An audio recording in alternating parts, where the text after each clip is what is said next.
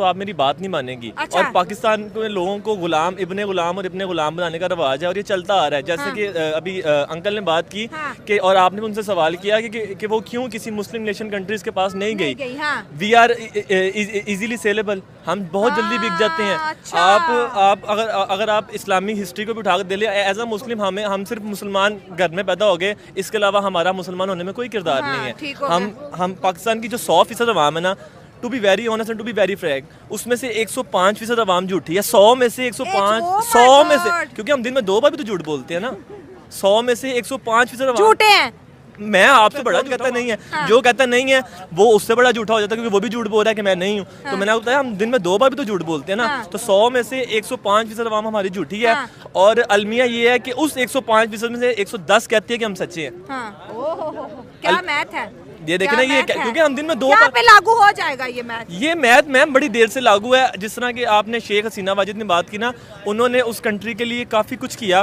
वो शेख मुजीबुर रहमान की साहिबजादी है, उसने इस मुल्क के लिए काफी कुछ किया। लेकिन उन्होंने ना फिर एंड पे एक जागीर समझ लिया था कि सिर्फ मैं ही one man show, one man army हूँ। जिस तरह यहाँ पे भी एक पाक आर्मी है जिसका नाम पाक आर्मी है, जिसकी एब्रीवेशन पाकिस्तान आर्मी से निकली। हम बांग्लादेश की बात कर रहे हैं कि जैसे शेख हसीना वाजिद को और मोदी साहब के बड़े अच्छे ताल्लुकात थे, और जब बांग्लादेश के अंदर भूख होती थी, बांग्लादेश के अंदर मसले होते थे, तो शेख हसीना वाजिद भारत जाती थी, वो उन्हें पैसे भी देते थे, मदद भी देते थे।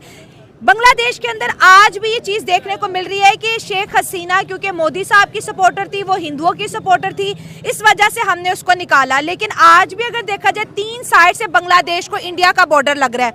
आपको क्या लगता है कि बार बार ये जिस तरह से इंडिया को थ्रेट कर रहे हैं, अब अगर इंडिया ने रिएक्ट किया तो बांग्लादेश का क्या बनेगा? देखिए, यकीन करें, अगर पाकिस्तान से बांग्लादेश अलहदा ना हुआ होता ना, तो बांग्लादेश को इंडिया ने घास भी नहीं डालनी थी। ठीक है, पूछना भी नहीं था, क्योंकि इंडिया इतना बड़ा मुल्क है, उसको क्या तकलीफ पड़ी है कि दूसरे के मुल्कों को में पंगा लेने की, उनकी फिक्र करने की। अच्छा। सिर्फ पाकिस्तान को उसने नीचा दिखाने के लिए। और देखे, जब कोई मजलूम यहाँ किसी के साथ ज्यादती होगी ना, तो सबसे पहले जो करीब वाला उसकी मदद करेगा ना। ठीक है। जब बांग्लादेश के साथ हम लोगों ने ज्यादती की तो फिर इंडिया ने मजबूरन उसकी मदद की, कि उसको खड़ा किया। ठीक है कि एक तो उसका हमसाया था, उसका हक था, उसने उसको मदद की, इसलिए मदद की और उसको यहाँ तक पहुँचाया। अब यकीन करें कि 3-4 महीने तक बांग्लादेश पहले पाकिस्तान से भी बहुत आगे तरक्की कर रहा था, जा रहा था। पता नहीं ये मतलब कहाँ से कोई मतलब इशू छोड़ा गया है, क्योंकि पाकिस्तान में आग लगानी हो तब सियासतदानों को उंगली कर दो, किसी भी बांग्लादेश में भी लगानी हो तो सियासतदानों को आगे कर दो। अभी देख लें कि पाकिस्तान के क्या हालात चल रहे हैं। एक इशू कोई और हो रहा होता है, दूसरा शुरू हो जाता है, दूसरा खत्म हो जाता है, तीसरा शुरू हो जाता है। ये जानबूझ के सारा ड्रामा किया कि बांग्लादेश ऊपर ना चला जाए, कहीं ये भी एटम बम ना बना ले, कहीं ऊपर ना चला जाए। तो ये बांग्लादेश तो जो है इंडिया के खिलाफ नारेबाजी लगा रहा है, खा उनका रहा, पी उनका रहा, बिजली उनके यूज कर रही है, मेडिकल वीजेज उनके यूज कर रहे हैं, ऊपर से धमका रहा है कि शेख हसीना को अगर हमारे हवाले नहीं किया तो इंडिया के खिलाफ प्रोटेस्ट करेंगे। और मोहम्मद यूनुस जो के कहते हैं ना सो कॉल्ड गवर्नमेंट चला रहे हैं, वो कभी चाइना के साथ हाथ बढ़ाते नजर आते हैं, तो कभी कहते हैं पाकिस्तान के साथ मिलकर एटम बम बनाएंगे। असल में हसीना वाजिद का तोड़ बांग्लादेश में कोई नहीं था। अच्छा। हसीना वाजिद ने बड़ी मुश्किल से स्ट्रगल करके, समझ लेके, इंडिया की मिन्नतें करके, समाजत करके अपने मुल्क को कहाँ पे लेके गई है। ठीक है, उसका तोड़ कोई नहीं था। अब और सियासतदानों को ये चीज हजम नहीं हो रही थी। ठीक है, देखिए जिस तरह इमरान खान की अच्छी हुकूमत चल रही थी ना, इमरान खान को मरवाने वाले कौन थे? उसके अपने ही शफात चौधरी, ये जो इसके जहांगीर तरीन अपनों ने मरवाया ना। मतलब ये बांग्लादेश में भी साजिश हुई है, नाम इंडिया का लगा के साजिश हुई है, उसको जानबूझ के नीचे किया गया है। और इंडिया के अलावा यकीन करें ये बढ़ के मार रहे हैं ना, इंडिया के अलावा ये ना चल सकते हैं, ना ये जंग कर सकते हैं इंडिया के साथ। ऐसे ही सिर्फ अपना भाव बढ़ा रहे हैं, अपना भाव बढ़ा रहे हैं कि हम इंडिया को, भाई इंडिया का तो अगर वो जंग करते भी हैं तो कितने दिन कर लेंगे? 10 दिन कर लेंगे, 20 दिन कर लेंगे, उसको कौन सपोर्ट करेगा? पीछे तो बैक कोई नहीं उनके, चाइना भी नहीं आएगा, पाकिस्तान भी नहीं आएगा, बांग्लादेश के साथ कोई भी नहीं खड़ा होगा। फिर ये होगा कि अगर फिर आराम से इंडिया उस पर कब्जा कर लेगा 8-10 दिन में। ये जो ये खा रहे हैं, जो ये ले रहे हैं, उससे भी चले जाएंगे।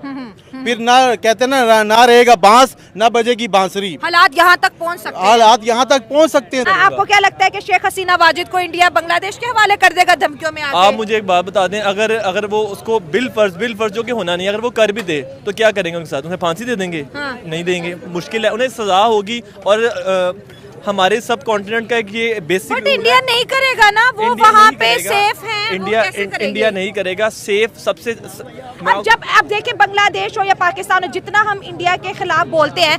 नमस्कार दोस्तों, आप सभी का इस वीडियो में स्वागत है। तो दोस्तों, इन दिनों भारत और बांग्लादेश के बीच बहुत ही ज़्यादा लड़ाई पैदा हो गई है, क्योंकि बांग्लादेश में जो इलेक्शन बीता है उस इलेक्शन के बाद जो भारत की शेख हसीना थी वो इसके पहले वहाँ पर प्रधानमंत्री थी, और अब इस इलेक्शन बीता है वहाँ पर बांग्लादेश के ही मोहम्मद यूनुस करके हैं, वो वहाँ के प्रधानमंत्री बन गए हैं। और जो बांग्लादेश में रहने वाले हैं भारतीय नागरिक, उनको बहुत ही ज़्यादा परेशान किया जा रहा है, जिससे कि जो भारत के प्रधानमंत्री हैं उन्होंने सख्त कार्रवाई की है, जिससे कि वहाँ पर रहने वाले बांग्लादेश में रहने वाले जितने भी भारतीय हैं उनको कोई परेशानी ना हो। और वहीं बात करते हैं हम इससे पहले की, तो जो बांग्लादेश इस समय जिस पोजीशन पे पहुंचा है उसका जो मेन कारण है वो भारत है, क्योंकि भारत के 70% से भी ज़्यादा जो अपने भारत के जो बिजनेसमैन हैं वहाँ पर बिजनेस करते हैं, जिसकी वजह से बांग्लादेश धीरे धीरे ग्रोथ होता जा रहा है। और अब बात करते हैं अभी जो प्रेजेंट टाइम में चल रहा है, तो बांग्लादेश और भारत के बीच लड़ाई हो गई है, जिससे कि बांग्लादेशियों के लिए ये सही नहीं है। और मोदी जी ने कहा है कि हम जल्द ही बांग्लादेश को घुटने टिका देंगे। बाकी वीडियो में देखिए। खिते में है, ठीक है, जो पाकिस्तान में मुसलमान है ना, यही हम बुरा कहते हैं। बकाया ना बंगाली मुसलमान हिंदुओं को बुरा कहते हैं, ना सऊदिया वाले कहते हैं, ना गल्फ में कहीं पे भी नहीं कहते, क्योंकि हमारा दीन कहता ही नहीं है, इजाज़त ही नहीं देता कि किसी के मजहब में पंगा लो। किसी को भी इंसानियत है। हिंदू आज क्यों तरक्की कर गए ये इनको नहीं पता। हम कहते हैं जी हिंदुस्तान आगे निकल गया, वो इसलिए आगे निकला उनके अंदर इंसानियत है, ठीक है। उसको क्या जरूरत है पंगा लेने की?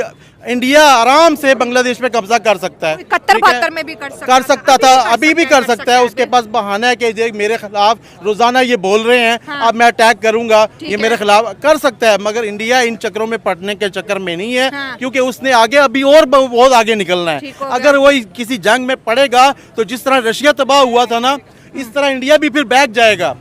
देखिए, आप खुद ही उनको गिफ्ट कर रहे हैं ना, खुद ही एक बंदे को जाके शेर को उंगली करते जाते हो, बार बार छेड़ोगे, फिर आपको वो पूछेगा ना कि यार क्या हो गया, मैं आराम से बैठा हूँ, मैं अपना कलूला कर रहा हूँ, आराम से बैठा हूँ, आगे मुझे उंगली करते हो, तो फिर शेर आपको खाएगा ना। अच्छा, ठीक है। शेर जंगल में देखिए, शेर किसी को भी नहीं तंग करता, अपना आराम से मजे से बैठा होता है। लोग जब उंगली करेंगे फिर शेर खाएगा। तो इंडिया इस टाइम टाइगर है, शेर है। वो बंगाली तो खाली नाम के टाइगर थे। जितने टाइगर हैं आज तक उनके मुल्क से रक्षा खत्म नहीं हुआ साइकिल। पाकिस्तान में कितनी गुर्बत है, अपने ट्रेडिशन को फॉलो किया। कब नहीं ट्रेडिशन को फॉलो किया, मगर वहाँ पे अभी भी गुर्बत है। बांग्लादेश में बहुत गुर्बत है, गरीब आदमी सपोर्ट करते हैं, इंडिया उनको सपोर्ट करता है। थोड़ा सा आपके खिलाफ करूंगा, मेरे बड़े हैं, बुजुर्ग हैं, अगर हमारे मुकाबले में वहाँ पे गुर्बत है ना, तो आज उनकी करेंसी जो उनका टका है वो हमसे ज्यादा तो बेहतर था ना। तो हुकूमत को खुद ही गिरा रहे हैं ना, एक जैसे बड़ी इकोनॉमी से प्रोटेस्ट कर रहे हैं, तीनों तरफ से इंडिया का बॉर्डर लग रहा है, इंडिया को ही धमका रहे हैं। आपको क्या लगता है उन्हें फर्क पड़ता है? जब मेरी एक कीमती चीज आपके पास होगी तो क्या पंगे में नहीं आएगा। इंडिया को 10,000 हम लोग गालियां दें, हम जो यहाँ सारे बुरे भला कह रहे हैं, इंडिया को फर्क पड़ने वाला नहीं है, क्योंकि उसने अपनी एक सीमत रख ली है। जो लोग लड़ाई झगड़े में पड़ते हैं वो तरक्की नहीं करते हैं। और पाकिस्तानी भी हम इसीलिए कि हम हमेशा दूसरे को उंगली करते हैं, अपने आप को नहीं देखते। भाई ये सारा